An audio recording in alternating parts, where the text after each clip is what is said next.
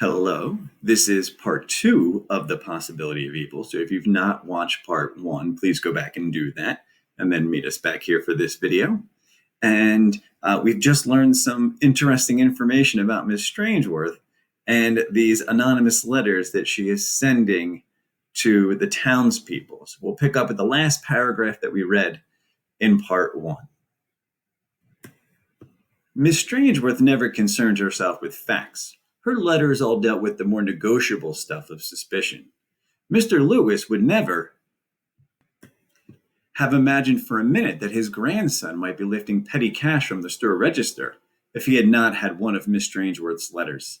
Miss Chandler, the librarian, and Linda Stewart's parents would have gone unsuspectingly ahead with their lives, never aware of possible evil lurking nearby if Miss Strangeworth had not sent letters to open their eyes.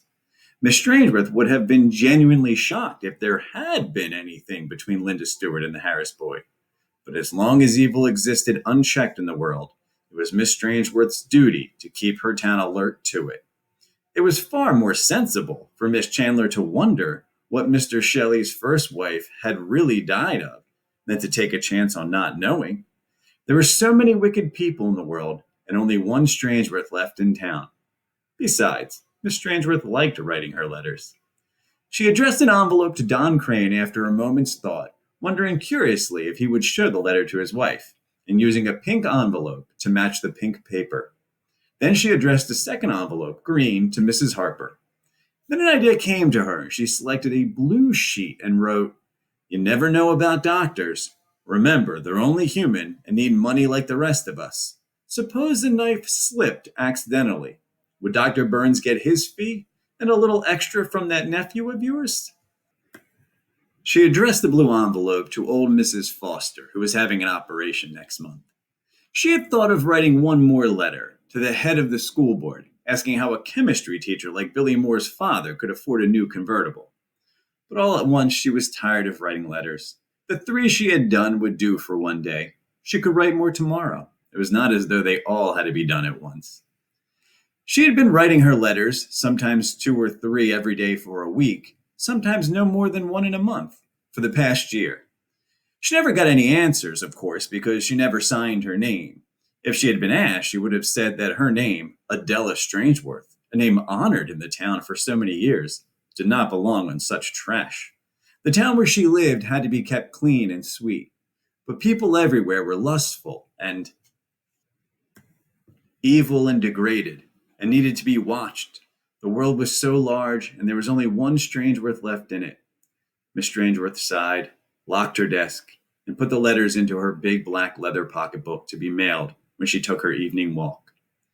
She broiled her little chop nicely and had a sliced tomato and a good cup of tea ready when she sat down to her midday dinner at the table in her dining room, which could be opened to seat 22, with a second table, if necessary, in the hall.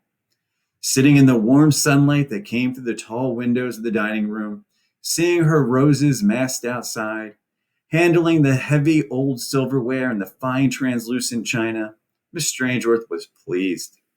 She would not have cared to be doing anything else. People must live graciously, after all, she thought, and sipped her tea. Afterward, when her plate and cup and saucer were washed and dried and put back onto the shelves where they belonged, and her silverware was back in the mahogany silver chest, Miss Strangeworth went up the graceful staircase and into her bedroom, which was the front room overlooking the roses, and had been her mother's and her grandmother's. Their crown derby dresser set and furs had been kept here, their fans and silver-backed brushes, and their own bowls of roses. Miss Strangeworth kept a bowl of white roses on the bed table. She drew the shades, took the rose satin spread from the bed, slipped out of her dress and her shoes, and lay down tiredly. She knew that no doorbell or phone would ring. No one in town would dare to disturb Miss Strangeworth during her afternoon nap. She slept deep in the rich smell of roses. After her nap, she worked in her garden for a little while, sparing herself because of the heat. Then she went into her supper. She ate asparagus from her own garden with sweet butter sauce and a soft-boiled egg. And, while she had her supper, she listened to a late evening news broadcast and then to a program of classical music on her small radio. After her dishes were done and her kitchen set in order, she took up her hat. Miss Strangeworth's hats were proverbial in the town. People believed that she had inherited them from her mother and her grandmother. And, locking the front door of her house behind her, set off on her evening walk, pocketbook under her arm. She nodded to Linda Stewart's father, who was washing his car in the pleasantly cool evening.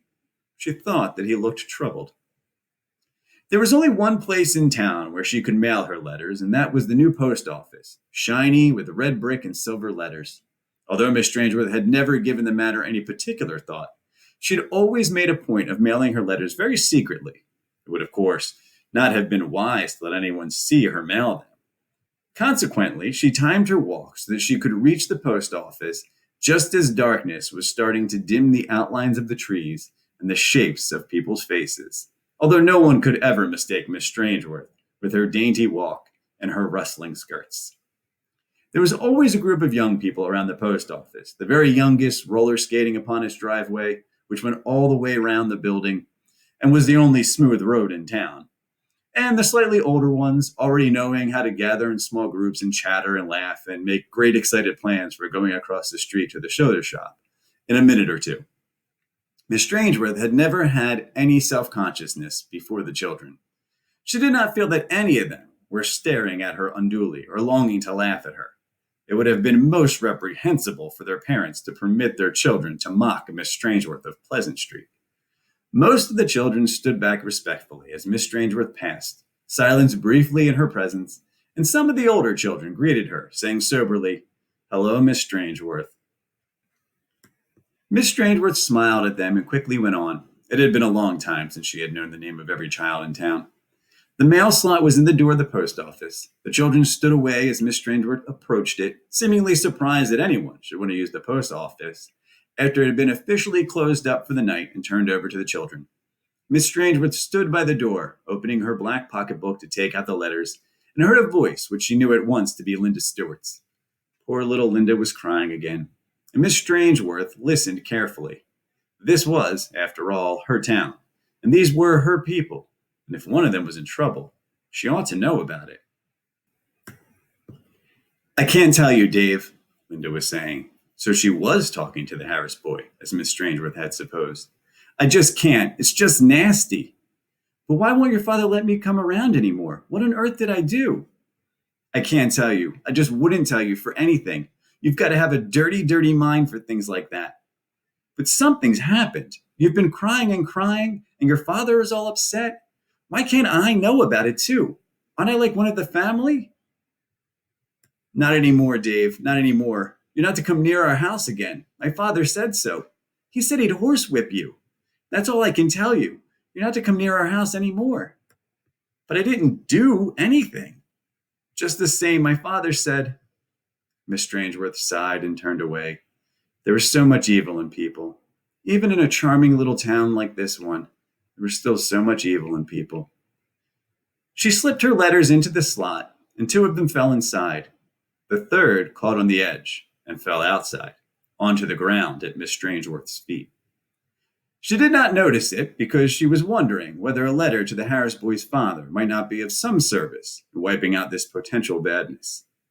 Wearily, Miss Strangeworth turned to go home to her quiet bed in her lovely house, and never heard the Harris boy calling to her to say she had dropped something. "Old Lady Strangeworth's getting deaf," he said, looking after her, and holding in his hand the letter he had picked up. "Well, who cares?" Linda said. "Who cares any more anyway?" "It's for Don Crane," the Harris boy said. "This letter. She dropped a letter addressed to Don Crane. Might as well take it on over. We pass his house anyway." He laughed.